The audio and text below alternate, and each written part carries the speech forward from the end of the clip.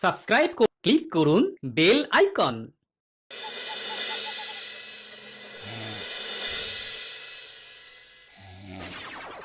রাজা কৃষ্ণচন্দ্র, আমি এসেছি রে।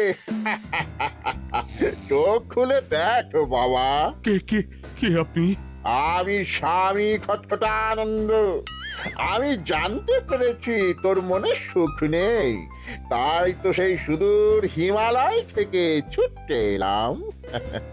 ও, আপনি কি করে জানলেন সাধু বাবা? ওরে পাগল ছেলের কথা শোনো। সন্তানের মনের কথা যদি জানতেই না পারি, তাহলে কিসের তপস্যা আর কিসের ধ্যান? কি জেনেছেন সাধু বাবা? 3 দিন ধরে মনে কোনো সুখ খুঁজে পাচ্ছি না, নানান রকম চিন্তায় জর্জরিত হয়ে রয়েছি। তার মধ্যে আজ 3 দিন হলো রানী বাপের বাড়ি গিয়ে রয়েছে। সুখ কি তোর একার? এই মায়ার সংসারে সুখ খুঁজে পাবি কি করে? তোর যে তপস্যার সময় হয়েছে বাবা। শোন, এই পাথরটা ধর। আমি যোগ বলে এই মন্ত্রপুত পাথর পেয়েছি। কাল পূর্ব দিকের নদীর পাড়ে এই মন্ত্রপুত পাথর স্থাপন করবি। আমি চাই তুই নিজে এই পাথরের আরাধনা করিস। তাই ওইখানে এক কুটির বানিয়ে তুই একা থাকবি। একা? আর রানী? সংসারে দুঃখ ছাড়ার কিছুই নেই। তোর আসলে সুখ লুকিয়ে আছে ওই মন্ত্রপুত পাথরে। এই পাথর তোর মনে সুখ ফিরিয়ে আনবে আর এই গোটা রাজ্যে শান্তি বজায় রাখবে। ঠিক আছে বাবা।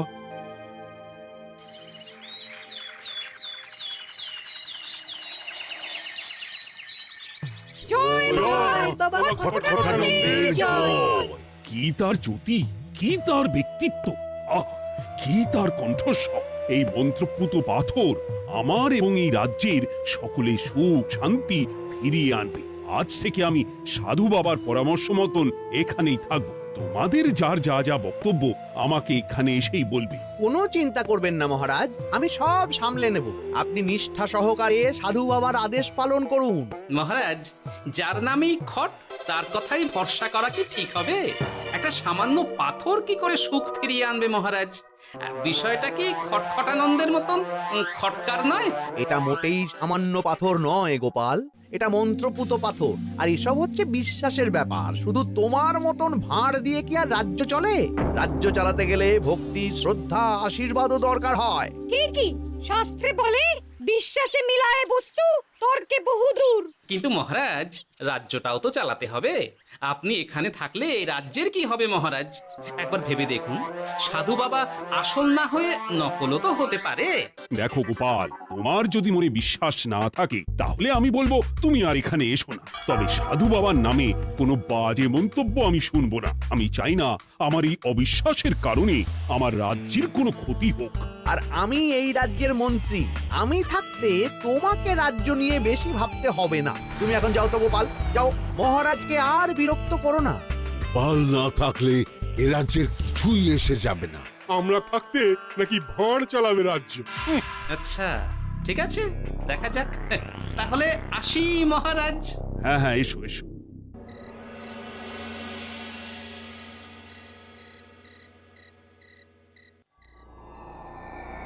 মহারাজ, রানী, তুমি ফিরে এসেছো? এ আমি কি শুনছি মহারাজ? আপনি নাকি প্রাসাদে ফিরবেন না ঠিক করেছেন? হ্যাঁ রানী, তুমি ঠিকই শুনেছ। আমি আর প্রাসাদে ফিরবো না। আমি এখানে থেকে ওই মন্ত্রপুত পাথরের আরাধনা করব। কে না কে এসে আপনাকে বলল আর আপনি প্রাসাদ ছেড়ে এই কুটিরে থাকবেন? আপনার শরীর খারাপ করবে মহারাজ, আপনি ফিরে চলুন। কে না কে নয় রানী, স্বামী খটখটানন্দ খুব বড় সাধু। উনি যোগ বলে আমার দুঃখের কথা জানতে পেরে সেই হিমালয় থেকে ছুটে এসেছেন আমাকে ওই পাথর দিতে। তুমি আমায় ফিরতে জোর করো না রানী। আর আপনার রাজ্য, আপনার প্রজারা, তাদের কি হবে মহারাজ? সে নিয়ে তুমি ভেবো না রানী। আমি এখানে বসেই মন্ত্রীকে দিয়ে সবটা সামলে নেব। তাহলে আমিও আপনার সাথে এখানে থাকবো। আপনাকে ছাড়া আমি প্রাসাদে ফিরবো না। তা হয় না রানী, সাধু বাবা আমাকে একা থাকতে বলেছেন। এসব ধ্যান যোগ আরাধনা একা করতে হয়। গোপাল সবটা জানে মহারাজ? আহ, আমার সামনেও নাম করবে না রানী। গোপালের কত বড় সাহস তুমি ভাবো একবার। ও বলে সাধু বাবা ভণ্ডও হতে পারে। আমার তখন ইচ্ছা করছিল ওর মাথার যে কটা চুল আছে সেটাও ছিঁড়ে নিতে। না না, আমি আর গোপালের মুখ দেখতে চাই না। আপনি উত্তেজিত হবেন না মহারাজ, আপনি বিশ্রাম করুন, আমি আবার কাল আসবো।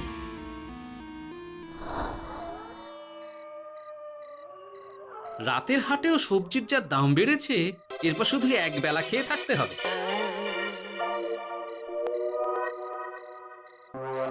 কি হে ভোলা, বাড়ি না গিয়ে এখানে বসে আছো কেন? দুঃখের কথা কি আর বলবো তোমায় গোপাল দাদা। বলোই না, শুনে দেখি। সামনে বর্ষা আসছে, বাড়ির ছাদটাও মেরামত না করলেই নয়। কিন্তু আমার কাছে তো এখন এত টাকা নেই, তাই ওই গিন্নির সাথে পরামর্শ করে গেলাম মহারাজের কাছে সাহায্য চাইতে। থামলে কেন, পুরোটা বলো। কি আর বলবো গোপাল দাদা, মহারাজের উত্তর শুনে আমি তো অবাক। সবই তো বুঝলাম ভোলা, কিন্তু আমার যে কিছুই করার নেই। সাধু বাবা বলেছেন আজ থেকেই রাজ্যের সব সুখ দুঃখের দায়িত্ব ওই মন্ত্রপুত পাথরে। তুমি চিন্তা করো না, এক কাজ করো, তোমার সমস্যার কথা গিয়ে ওই মন্ত্রপুত পাথরের কাছে জানাও। আর তোমরাও আজ থেকে তোমাদের যা চাওয়া পাওয়া আছে সব গিয়ে ওই পাথরকে জানাবে। হ্যাঁ, যা করার পাথরই করবেন। একবার যদি ওই সাধুকে হাতের কাছে পাই না, তাহলে ওই পাথর দিয়েই বেটার মাথা ফাটাব। কিছু বললে গোপাল দাদা? না, কিছু বলিনি। যাও, তুমি বাড়ি যাও, চিন্তা করো না, দেখি কি করা যায়।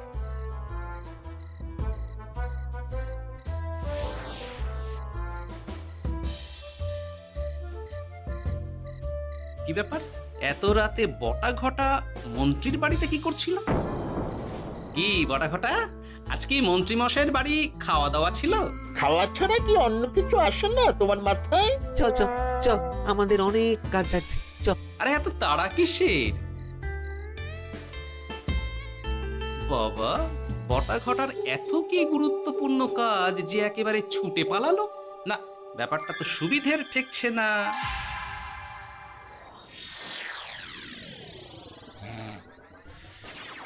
রাজা কৃষ্ণচন্দ্র, ওঠ বাবা, আমি এসেছি।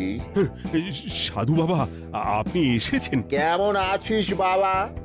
ভালো আছি বাবা, তবে মনে এখনো পুরোপুরি সুখ খুঁজে পাইনি। সুখ কি তোর একার? কি করে সুখ পাবি বাবা?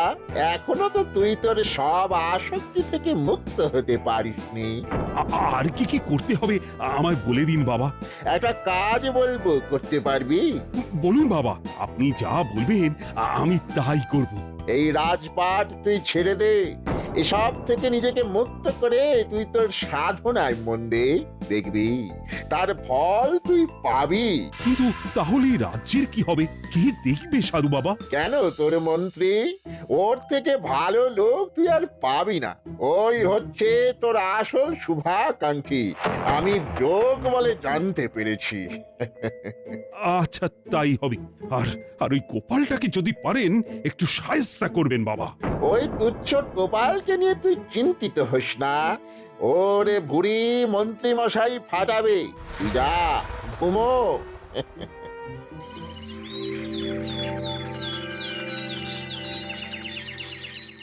শোনো শোনো শোনো, আজ থেকে মহারাজ কৃষ্ণচন্দ্রের আদেশে এই রাজ্যের ভার এই রাজ্যের মন্ত্রীর। আর মহারাজ নিজে তার কুটিরে নিরিবিলিতে থাকতে চাইছেন। উনি চান না কেউ ওনাকে বিরক্ত করুক। তাই আজ থেকে যার যা সমস্যা সবাই মন্ত্রী মশাইকে জানাবে। মন্ত্রী মশাই যাকে যা বলবেন তাকে তাই শুনতে হবে। শোনো শোনো শোনো। না, মহারাজকে থামাতেই হবে, না হলে বড় বিপদ হয়ে যাবে। যাই।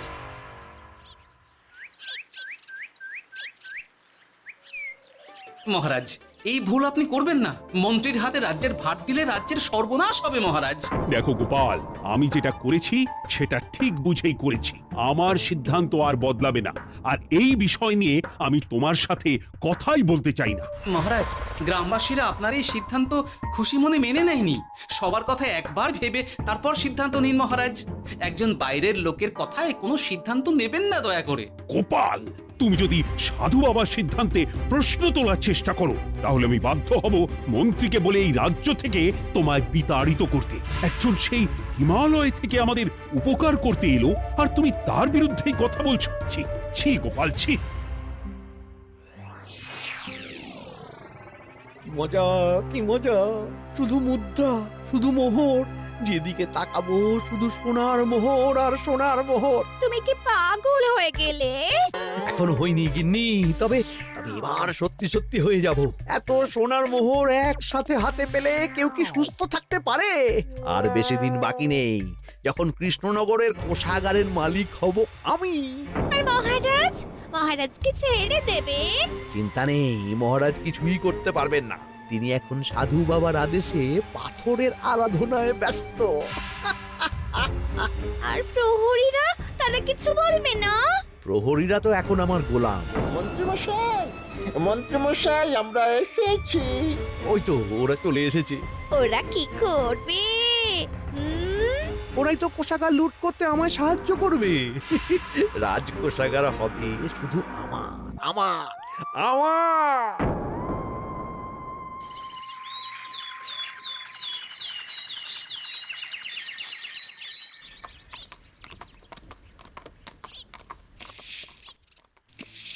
গোপাল, রানীমা, আপনি আমায় ডেকে পাঠালেই তো পারতেন। রাজ্যটার যে কি হবে গোপাল? মহারাজের উদাসীনতায় মন্ত্রী তো সব লুটে পুটে একাকার করে ছাড়বে। তুমি কিছু একটা করো গোপাল। সে তো আমিও বুঝতে পারছি রানীমা, কিন্তু হাজার চেষ্টা করে ও মহারাজকে বোঝাতে পারছি না। মহারাজ সাধু বাবার পাল্লায় পড়ে আর কিছুই বুঝতে চাইছেন না। এই রাজ্য আর মহারাজকে একমাত্র রক্ষা করতে পারবে তুমি গোপাল। কিছু একটা করো। কি হয়েছে? তোমরা হট্টগোল করছো কেন? তুমি আর একটা বিহিত করো গোপাল দাদা, আমরা তো আর থাকতে পারছি না। তুমি এর এক বিহিত করো গোপাল। আচ্ছা, কি হয়েছে বলবে তো? মন্ত্রী মশাই সবার কাছ থেকে অগ্রিম কর চেয়েছে। সে প্রহরী পাঠিয়ে সবার বাড়ি বাড়ি বলে এসেছে, দুদিনের মধ্যে অগ্রিম কর না দিলে সবাইকে ধরে কারাগারে ভরে দেবে। একে তো আমরা কোনো সাহায্য পাচ্ছি না, তার উপর আবার এই জুলুম কি করে মেনে নেব বলো তো গোপাল দাদা? আমাদের বাঁচাও গোপাল দাদা, আমাদের বাঁচাও, না হলে এই মন্ত্রীর জুলুমে আমরা সবাই মারা যাব। হ্যাঁ গোপাল, তুমি পারবে। কিছু একটা করো গোপাল, এই রাজ্যটাকে বাঁচাও। না, আর নয়, এবার এর একটা বিহিত করতেই হবে। শোনো, তোমরা সব নিজের নিজের বাড়ি যাও, আমি দেখছি কি করা যায়। মন্ত্রী দুদিনের মধ্যে কর চাইছে কেন? ওর আসল উদ্দেশ্য কি? না, বিষয়টার খোঁজ নিতে হচ্ছে। পুটি, এই পুটি। গোপাল দাদু, তুমি? শোন, একটা কাজ আছে বুঝলি, বটা ঘটার উপর নজর রাখতে হবে। পারবি তো? হ্যাঁ হ্যাঁ দাদু, এটা আর কি এমন কাজ? এই তোর হাতে ওটা কি রে? ও এটা পুতুল, বাবা এনে দিয়েছে। পাথরটা খুব চেনা চেনা লাগছে, কোথায় যেন দেখেছি। কোথায়? রে, সাধু বাবার দেওয়া পাথর। আরে এটা একই পাথর মনে হচ্ছে। এই তোর বাবা এটা কোথায় পেয়েছে রে? তা তো জানি না, তবে শুনেছি পাশের গ্রামে। বাহ, পাথরগুলো দেখতে তো খুব সুন্দর। এই সব পাথর তোমার? আজ্ঞে হ্যাঁ, আমি এই পাথরের মূর্তি বানাই। এই পাথর কি তুমি বিক্রি করো? না না, শুধু পাথর তো বিক্রি করি না। এটা কি? ও, ওটা আমি আমার সব পাথরের একটা চিহ্ন দিয়ে রাখি। এতে বোঝা যায় যে এই পাথরের মূর্তি আমার তৈরি। বাহ, চমৎকার কাজ করেছো। তোমাকে যে কি বলে ধন্যবাদ দেব তুমি জানো না। কৃষ্ণনগরের কত বড় উপকার তুমি করলে। গোপাল দাদু, ও গোপাল দাদু, গোপাল দাদু, গোপাল দাদু। কি ব্যাপার, এত সকাল সকাল? ভালো খবর এনেছিস মনে হচ্ছে। শুধু ভালো নয় দাদু, একেবারে গরম খবর। দাদু, রহস্য আমরা ফাঁস করে ফেলেছি দাদু। বলিস কি রে? শুনি শুনি। কাল রাতে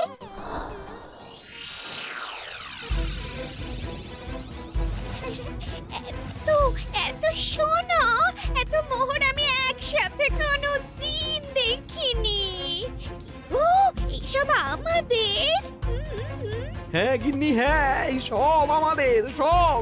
ওরে বাবা আমার তো বিশ্বাসই হচ্ছে না ভাবলেই গায়ে কাঁটা দিচ্ছে রে বটা, আজ সাধু সেজে মহারাজের কাছে গেছিলি?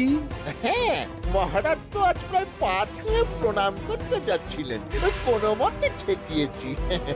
বলেছি প্রণাম নেওয়া আমার গুরুর বারণ আছে। আর আমি তো আজ এমন ধোঁয়া দিয়েছি যে মহারাজ একেবারে কেসে কেসে অস্থির।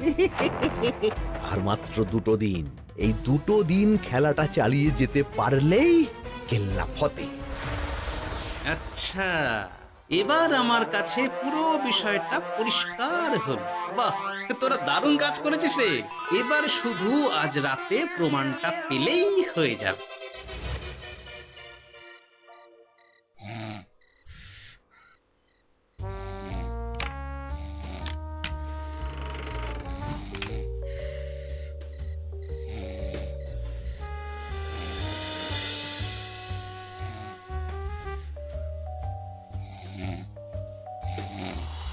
এই তো একে একে 2 মিলে যাচ্ছে। বাবা বাবা বাবা, এবার খেলা জমবে।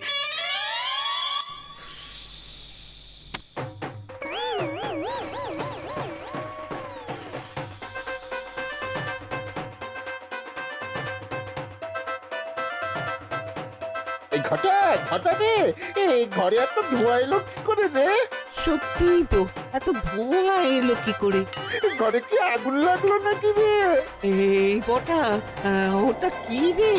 হ্যাঁ, এ তো ভূত। আমরা তো কিছু করিনি। আমরা কিছু করিনি, বিশ্বাস করো ভূত দাদা, আমরা কিছুই করিনি। তোরা আমাদের পূর্বপুরুষের প্রস্তর খণ্ড নিয়ে এসেছিস তোদের এত বড় সাহস আজ আমরা তোদের ঘর মটকাবো আমরা কোনো খণ্ডমণ্ড নিইনি ভূত দাদা। এই কথা, তুই কি ওনাদের কোনো খণ্ড এনেছিস? না না না না না, আমি তো অমন কিছু আনিনি। আমার মনে হয় ওই আপনাদের কোথাও একটা ভুল হচ্ছে। মহারাজকে ওই পাথর তোরা কোথা থেকে এনে দিয়েছিস? ওটাই আমাদের প্রস্তর খণ্ড, আমাদের 5 পুরুষের সম্পত্তি। ওটা তো আমরা পাশের গ্রামে এক মূর্তি কারিগরের থেকে চুরি করে এনেছি। আপনারা যান না, যান, ওই কারিগরের কাছে ওরকম অনেক পাথর আছে। আমাদের ওটাই চাই। ও বাবা, উনি আবার কে? আমাদের দাদু তৃতীয় পুরুষ। ও দাদু, এই ছুরি ভূত দাদু, ওটা আনতে গেলে না মন্ত্রী মশাই আমাদের খুব মারবে। খা, ওদের মুন্ডু চিবিয়ে খা। না না, ওরকম করবেন না দাদু ভূত, তাতে আমাদের খুব লাগবে। তাহলে বল, মন্ত্রীর আসল উদ্দেশ্য কি? 2 দিন পর ও কি করবে? 2 দিন পরে মন্ত্রী মশাই কোষাগার লুট করে রাজ্য থেকে পালাবেন। এবার এবার আমাদের ছেড়ে দিন দাদু ভূত। তোদের ছাড়তে পারি একটাই শর্তে। বলুন বলুন।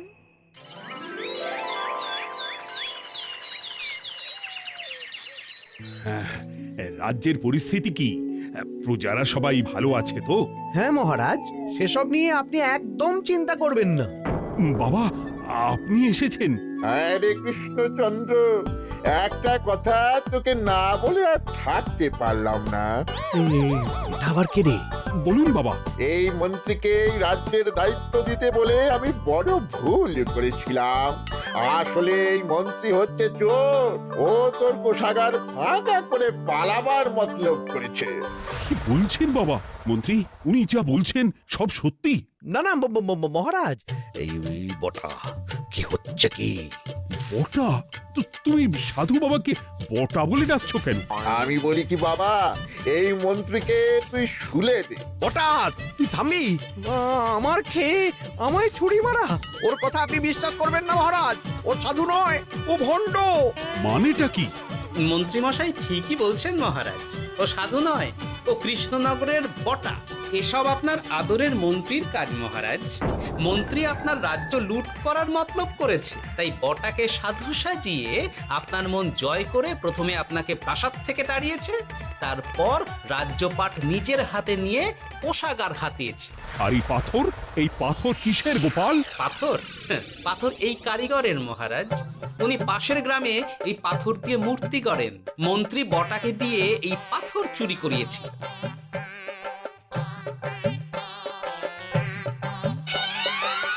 ওই পাথর আমার মহারাজ। আমি তোমায় ছাড়বো না মন্ত্রী, তোমায় আমি শুলে দেব। প্রহরী, প্রহরী! কেউ আসবে না মহারাজ। প্রহরীরা এখন আমার কথা ছাড়া আর কারুর কথা শুনবে না।